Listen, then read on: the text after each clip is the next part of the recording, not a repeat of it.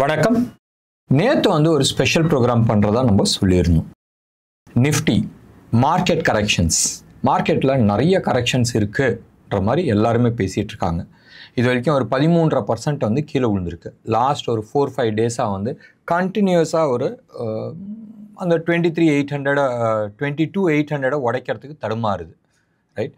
அதே மாதிரி அப்சைடில் 23 உடச்சி மேலே போகிறதுக்கு தடுமாறுது. உங்களுக்கு ஞாபகம் இருக்குது, நம்ம இன்னெவிட்டபிள் 22,700 இன்னெவிட்டபிள் நம்ம சொல்லியிருந்தோம், தவிர்க்க முடியாதது. அது உடைச்சதுக்கு அப்புறமா நம்ம பார்த்துக்கலாம். 22,500 வரட்டும், அதுக்கப்புறமா டவுன் சைடு பார்க்கலாம். 2300 வரட்டும், அதுக்குமா அப்சைட் நம்ம பார்த்துக்கலாம்னு நம்ம அந்த ரேஞ்ச் சொல்லியிருக்கிறோம். ஞாபகம் வச்சுங்க, செபி ரூல்ஸ் இருக்குது. நம்ம 3 months ஓல்டு டேட்டா தான் நம்ம யூஸ் பண்ணணும். இது general information. So general information நம்ம சொல்கிறதுல எந்த விதமான தயக்கமும் கிடையாது. லெவல்ஸ் எப்படி சொல்கிற ஆப்ஷன் டேட்டாஸ் இருக்குது. ஸோ நிறைய இருக்குது. லீகலாக தான் நம்ம என்ன பண்ணுறோமோ பண்ணிகிட்ருக்கோம். இன்றைக்கி பழைய ரெக்கார்ட்ஸ் எடுத்துக்கலாம். Technical analysis is all about historical informations தான். ஹிஸ்ட்ரியை ரிப்பீட் ஆகுது. எதுவுமே இந்த பிரபஞ்சத்தில் நடக்கிறது எல்லாமே ரிப்பீட்டேஷன் ஆஃப் திங்ஸ் தான். ஸோ டெக்னிக்கல் அனாலிசிஸ் பழசு நடந்துருந்துச்சு, அதே மாதிரி இப்போ ஏதாச்சும் வந்துச்சுன்னு சொன்னால், இங்கே பார் இப்படியே செட்டப் வந்துச்சு, அப்போ இவ்வளோ கரெக்ஷன்ஸ் வந்துச்சு, இதுதான் ப்ராபபிலிட்டிஸ் நம்ம போடுறோம். ஸோ இந்த பேஸஸில் நம்ம எடுத்துக்கிட்டோன்னு சொன்னால் 2008 உச்சத்துலேருந்து கீழே வந்துச்சு.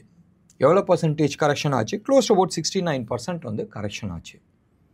ஸோ இது மாதிரி 70%, 69ன்றது 70% உங்களுக்கு கரெக்ஷன் ஆச்சு. இது மாதிரி நம்ம பழைய டேட்டாஸ் எல்லாத்தையுமே நம்ம எடுத்து பார்க்கலாம். இப்போ நீங்கள் பார்த்துட்டு இருக்கிறது நிஃப்டியோட ஸ்பாட் டேட்டா. இது ஃபியூச்சர்ஸ் ட்ரேடபிள் கிடையாது. ஸ்பாட் எடுத்தால் கொஞ்சம் கிளாரிட்டி இருக்கிறதுக்கோசரம் நான் எடுத்தேன். ஞாபகம் வச்சுங்க, ஸ்பாட்டுக்கும் ஃபியூச்சர்ஸ்க்கும் கொஞ்சம் நம்பர்ஸ் வேரிப்படும். ஸோ இதில் நீங்கள் பார்த்துக்கிட்டிங்கன்னு சொன்னால், நம்ம பழைய டேட்டாஸ் இப்போ கரண்ட் இன்ஃபர்மேஷன்ஸ் நம்ம எடுத்துக்கலாம். ஸோ கரண்ட் இன்ஃபர்மேஷன் நம்ம எடுத்துக்கிட்டோன்னு சொன்னால், உச்சம் சம்வேர் க்ளோஸ் டு அபவுட் செப்டம்பரில் வந்துச்சு. ஸோ செப்டம்பரில் இருந்து 6 மாதம் கண்டினியூஸாக கீழே விழுந்திருக்கு. செப்டம்பர் உச்சி, செப்டம்பரில் உச்சம்தான் வந்துச்சு. பட் அக்டோபர்லேருந்து கீழே விழுவ ஆரம்பிச்சிச்சு. எவ்வளோ பர்சன்ட் விழுந்திருக்கு? க்ளோஸ் அபவுட் 14.47%, 14.5ன்னு வச்சுங்க. செப்டம்பர் உச்சத்தில், நவம்பர்லேருந்து நான் கேல்குலேட் பண்ணல, உச்சத்துலேருந்து நம்ம பேசுகிறோம். க்ளோஸ் அபவுட் 14.5% கீழே விழுந்திருக்கு. ஃபியூச்சர்ஸ் 13.5 அந்த லெவலில் விழுந்திருக்கு. சரியா? ஸோ இப்போ இதே மாதிரி அடுத்தது எப்போ மேஜர் ஃபால் வந்துச்சுன்னு சொன்னால், சம்வேர் இன் 21-22 ஒரு 8 மாதம் கீழே விழுந்துச்சு. ஒரு 17.5% கீழே விழுந்துச்சு. 17.37. ஸோ இது அகெயின் நான் ஃபியூச்சர் ஸ்பேஸில் ஸ்பாட்டை பற்றி பேசுகிறேன். அதே மாதிரி 2020 உங்களுக்கு தெரியும், கொரோனாவில் ஒரு 3 மாதம் கீழே விழுந்துச்சு. ஒரு 3 மாதம் கீழே விழுந்ததுக்கு 41% நம்ம பார்த்தோம். ஃபியூச்சர்ஸில் எடுத்துக்கிட்டிங்கன்னா ஆல்மோஸ்ட் 40% பக்கமாக கீழே விழுந்துச்சு. 39 point something. ஸோ 40% நம்ம வச்சுக்கிறோம். கரண்ட் ஃபாலில் ஒரு 5 மாதம் கீழே கண்டினியூஸாக விழுந்திருக்கு. இது ஸ்பாட்டை வச்சு நான் பேசுகிறேன். அண்ட் 21ல் ஒரு 8 மாதம் விழுந்திருக்கு. அண்ட் 2020ல் 3 மாதம் கீழே விழுந்திருக்கு. இப்போ இதே மாதிரி இன்னும் 2 இல்லை 3 மேஜர் ஃபால், நம்ம 3 பார்த்தாச்சு. இன்னும் ஒரு 3 மேஜர் ஃபால், நம்ம மைனர் ஃபால்லாம் நம்ம எடுத்துக்கல. இதே மாதிரி 2015 to 2016 ஒரு 11 மாதம் 12 மாதம் 25% கீழே விழுந்துச்சு. அதுக்கு அடுத்தபடியாக நம்ம எடுத்துக்கிட்டோம்னு சொன்னால், சம்வேர் இன் 2011 to 2012 ஒரு 26% கீழே விழுந்துச்சு 12 மாதம் வாக்கில். அடுத்தது நம்ம எடுத்துக்கிட்டோம்னு சொன்னால் 2008 உச்சத்துலேருந்து டவுன் சைடு நம்ம எடுத்துக்கிட்டோம்னு சொன்னால், சம்வேர் க்ளோஸ் டு அபவுட் 64% கீழே விழுந்துச்சு.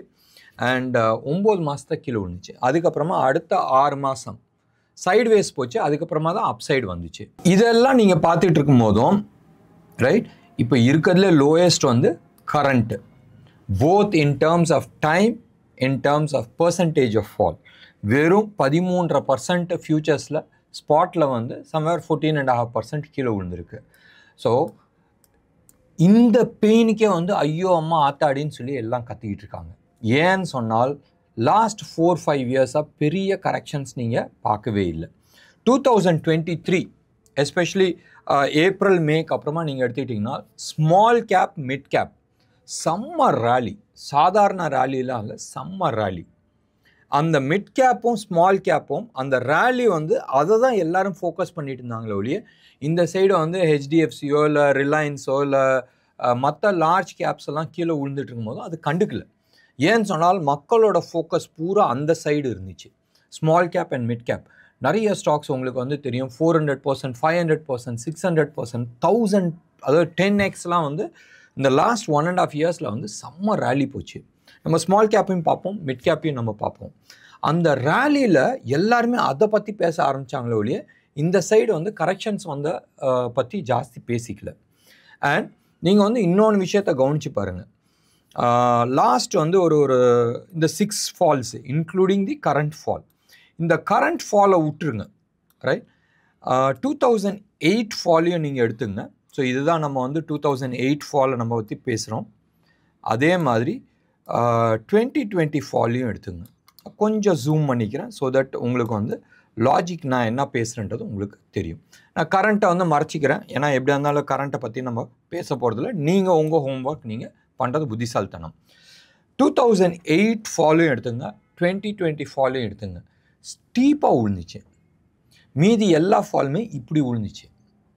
ஸோ இப்படி உழுவுதுன்னு சொன்னால் it is doing a corrections. இப்படி உழுவுதுன்னு சொன்னால் it is more of a crash. Current scenario எப்படி இருக்குன்றது நீங்கள் பார்த்துங்க. நானும் காட்டுறேன், நீங்களும் உங்களோட சார்ட்டை போட்டு நீங்கள் பார்த்துங்க. பாயிண்ட் 1. பாயிண்ட் 2, கிராஷ்ன்றது எனிதிங் அபவ் 38% வந்து நம்ம கிராஷ்ன்றது எடுத்துக்கலாம். கரண்ட் சினாரியோ 25% மினிமம் கரெக்ஷன்ஸ் வரணும். எப்பயுமே ஒன்று ஞாபகம் வச்சுங்க, லாஜிக்கல் கரெக்ஷன் நீங்கள் எடுத்துக்கிட்டீங்கன்னு சொன்னால் அந்த டெக்னிக்கல் கரெக்ஷன் நம்ம வந்து அட்லீஸ்ட் 24.5, 25% வந்துட்டு மினிமம் வரணும். 14% தான் வந்திருக்கு. அதுக்குள்ளே நீங்கள் வந்து கத்துறீங்க. ஏன் கத்துறோம்? பெயின். ஏன்னு சொன்னால் நிஃப்டி வந்து சேஃபாக இருக்குது. பட் ஸ்மால் கேப், மிட் கேப்லாம் 50, 60, 70%லாம் கிராஷ் ஆகிருக்கு. அண்ட் உங்களோட துட்டு எங்கே இருக்குது? அந்த இடத்துல தான் நீங்கள் போட்டு வச்சுருக்கீங்க. வரலாறு என்ன சொல்லுது, ரைட்? வரலாறு என்ன சொல்லுதுன்னு சொன்னால் ஒரு மார்க்கெட் கிராஷ் ஆகுது, மறுபடியும் நான் யூஸ் பண்ணுற வேர்ட் ஞாபகம் வச்சுக்கோங்க, ஒரு மார்க்கெட் கிராஷ் ஆகுது சொன்னால் ஃபஸ்ட்டு சிம்டம் எங்கே காட்டும்? Small cap and mid gap. First small கேப்பில் காட்டும், அடுத்தது மிட் கேப்பில் காட்டும். பார்த்துடலாமா? இப்போ நீங்கள் பார்த்துட்டு இருக்கிறது வந்து மிட் கேப்போட சார்ட், மந்த்லி சார்ட்.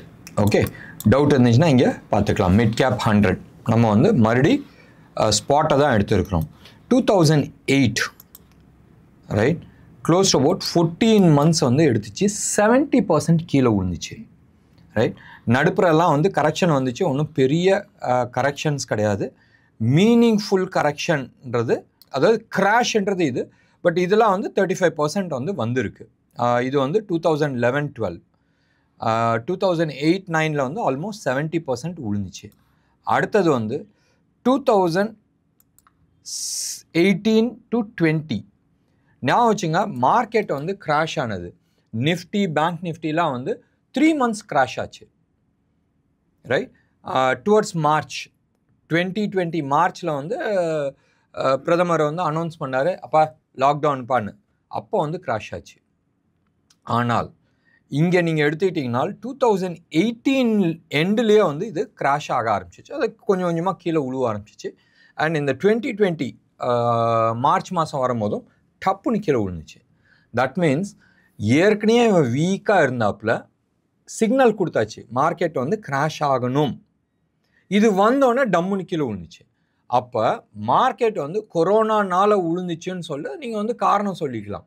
பட் ஏற்கனவே கொரோனா பலியாடு, ஏற்கனவே வந்து மார்க்கெட் சிக்னல் கொடுத்துக்கிட்டு இருந்துச்சு that it is going to crash.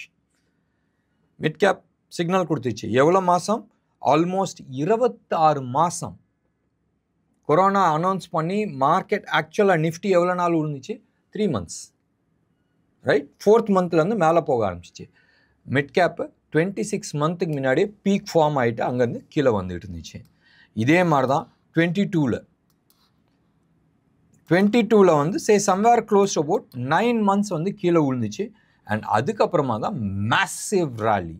நீங்கள் வந்து எடுத்துக்கிட்டீங்கன்னு சொன்னால் மேசிவ் ரேலி வந்து ஆல்மோஸ்ட் 141%. இது வந்து இண்டெக்ஸ் மட்டும்.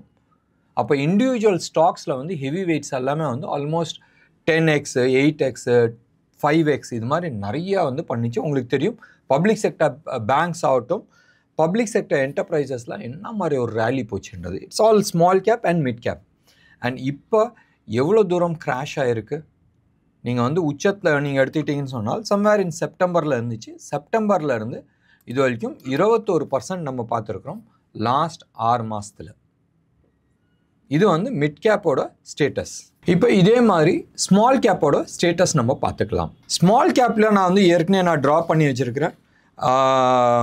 2009 வந்து 77% டவுன், ரைட். 2011-12 நீங்கள் வந்து எடுத்துக்கிட்டீங்கன்னு சொன்னால் சம்வேர் க்ளோஸ் டு அபவுட் 34%. மறுபடி 2013 வந்து ஒரு 32%. அதுக்குமா சின்ன சின்னதாக நிறைய விழுந்துச்சு. ஸ்மால் கேப்னா எப்பயுமே டப்புன்னு அடிக்கும்ல. ஸோ இதுதான் வந்து ஸ்டேட்டஸ். 28%, 30% நிறைய கரெக்ஷன் நடந்துச்சு. ஆனால் 2018 எப்படி வந்து மிட் கேப் வந்து 2018 கரெக்ஷன் வர ஆரம்பிச்சிச்சோ அதே மாதிரி தான் ஸ்மால் கேப்பும் வந்து 2018 வந்து கரெக்ஷன் ஆக ஆரம்பிச்சிச்சு. 26 months. அண்ட் எவ்வளோ பர்சன்ட்? 67%, 68.83%. அதே மாதிரி 2023 34% or 35% வந்து கரெக்ஷன் ஆயிருந்துச்சு இன் அபவுட் 6 months. இப்போ என்ன கரெக்ஷன்ஸ் ஆயிருக்கு? மேசிவ் ரேலிக்கு அப்புறமா it has corrected say somewhere close to about 23%. அப்போ பெயின் எங்கே இருக்குது? வெறும் 6 மாதம்தான் வந்திருக்கு. மறுபடியும் ஞாபகம் வச்சுங்க, வெறும் 6 மாதம்தான் வந்திருக்கு. அண்ட் இந்த தடவை வந்து Nifty and small cap mid cap எல்லாமே வந்து சேர்ந்து கீழே இறங்குது. முன்னாடியே வந்து சீன் காட்டல. பேசிக்காக நம்ம வந்து ஒரு விஷயத்தை புரிஞ்சுக்கணும். இதுக்கு முன்னாடி இந்த சினாரியோ வேறு, இப்போ 2023 அப்புறமா இருக்கிற சினாரியோஸ் வேறு. ஏன் சினாரியோ வேறுன்னு சொன்னால் இதுக்கு முன்னாடி மிட் கேப் அண்ட் ஸ்மால் கேப்பில் இவ்வளோ ஹெவி ரிட்டர்ன்ஸ், மறுபடியும் யூஸ் பண்ணுற வேர்ட் ஞாபகம் வச்சுங்க, இவ்வளோ ஹெவி ரிட்டர்ன்ஸ் வந்து இவ்வளோ ஷார்ட் பீரியடில் வித்தின் 1.5 to 2 years பீரியடில் வந்து so many x, right, 3x to 5x to 10x returns வந்து இதுதான் ஃபஸ்ட் டைம் வந்து இது மாதிரி ரேலி கொடுத்துருக்கு. Point 1. 2, 70-80% of the real stocks, right, was real reason to grow and genuine-ஆக வந்து நிறைய எஃப்ஐஐஸ் ஆகட்டும் டிஐஐஸ் ஆகட்டும் ரீட்டைல் இன்வெஸ்டர்ஸும் சம்பாரிச்சாங்க. ஆனால் சம்வேர் இன் அக்டோபர், நவம்பர், செப்டம்பரில் இருந்தே வந்து ஸ்மால் கேப்லாம் வந்து கீழே உழுவ ஆரம்பிச்சிருச்சு. அண்ட் ஸ்மால் கேப் உளுந்தது வந்து ஆல்மோஸ்ட் 50-60% வந்து கரெக்ஷன் ஆச்சு. That is where most of our retail investors உட்காந்துட்ருக்காங்க அண்ட் ஹெவி ப்ளீடிங்கில் உட்காந்துட்ருக்காங்க. 60-70% லாஸ்லலாம் உட்காந்துட்ருக்காங்க. ஸோ தட் மீன்ஸ் மார்க்கெட் ஏற்கனவே வந்து சிக்னல் கொடுத்துச்சு, நீங்கள் அந்த சிக்னலை அக்செப்ட் பண்ணல. ஏன் அக்செப்ட் பண்ணல? உங்கள் மண்டை பூரா, உங்கள் டேட்டாஸ் பூரா, உங்களோட இன்ஃபர்மேஷன்ஸ் பூரா வந்து நிஃப்டியில் இருந்துச்சு. நிஃப்டி உழுவில் நீங்கள் பார்க்க வேண்டியது எங்கே பார்க்கணும்? Small cap, mid cap and உங்களோட ஸ்டாக்ஸை நீங்கள் பார்க்கணும். நீங்கள் பார்த்துட்டு இருந்தது நிஃப்டியை பார்த்துட்டு இருந்தீங்க. ஸோ தவறு எங்கே இருக்குது? உங்களோட அப்ரோச்சில் வந்து தவறு இருக்குது. எப்பயுமே வந்து ஃபஸ்ட்டு சிக்னல் மார்க்கெட் கீழே உழுவுறதுக்கு முன்னாடி வந்து ஸ்மால் கேப், அடுத்தது மிட் கேப் வந்து கொடுக்கும், அடுத்தது வந்து மற்ற செக்டார்ஸ் எல்லாமே வந்து உங்களுக்கு கொடுக்கும். இது மாதிரி ஒவ்வொரு செக்டாருக்கும் வந்து நம்ம அனலைஸ் பண்ணியிருக்கிறோம்.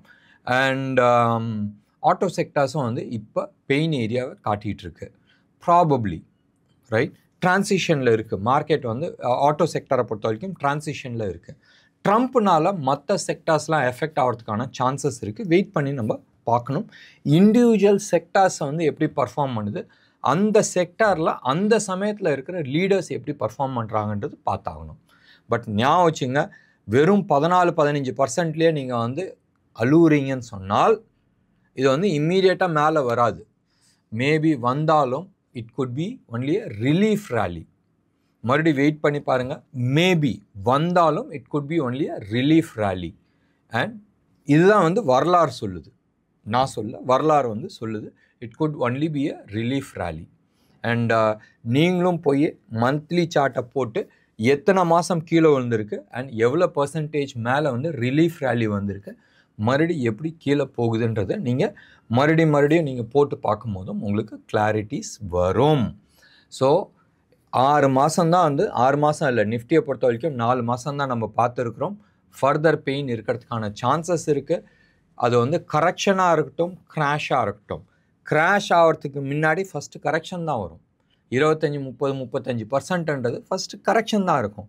அதுக்கப்புறமா தான் அது கீழே உழுவும் போது தான் அடடா இது வந்து கரெக்ஷன்ஸ் கிடையாது, கிராஷ்ன்றது ரியலைஸ் பண்ணுவீங்க. ஸோ எங்கேயாச்சும் ஒரு இடத்துல கொஞ்சம் லார்ஜர் பிக்சர் நீங்கள் போட்டு பார்க்கும் போதும் உங்களுக்கு கிளாரிட்டிஸ் கிடைக்கும். டெஃபினட்டாக நான் நம்புகிறேன் தட் இன்னைக்கு ப்ரோக்ராம் உங்களுக்கு வந்து ஒரு ஐ ஓப்பனராக இருந்திருக்கும். அண்ட் லார்ஜர் பிக்சர் ஒரு படத்தை வந்து பெரிய லெவலில் நீங்கள் பார்க்கும் போதும் கிளாரிட்டிஸ் கிடைக்கும். அண்ட் நம்ம மந்த்லி சார்ட்டில் ஒவ்வொரு செக்டார்ஸை வச்சு நம்ம மார்க்கெட் கிராஷாக கரெக்ஷனான்றதை நம்ம பேசியிருக்கிறோம். என்னோட கன்க்ளூஷன் விடுங்க, நீங்கள் மனசார என்ன தோணுதுன்றது நீங்கள் பாருங்கள். டெஃபினட்டாக இது வந்து ஒரு முற்றுப்புள்ளி கிடையாது. ஃபர்தர் அப்பா டவுனான்றது நீங்கள் முடிவு பண்ணிக்கிறது புத்திசாலித்தனமாக இருக்கும். என்ன நேயர்களே, இன்றைக்கி ப்ரோக்ராம் உங்களுக்கு பிடிச்சிருந்துச்சுன்னா லைக் பண்ணுங்கள், ஷேர் பண்ணுங்கள். டெஃபினட்டாக உங்களோட கமெண்ட் பாக்ஸில் கொடுங்க. நன்றி, வணக்கம்.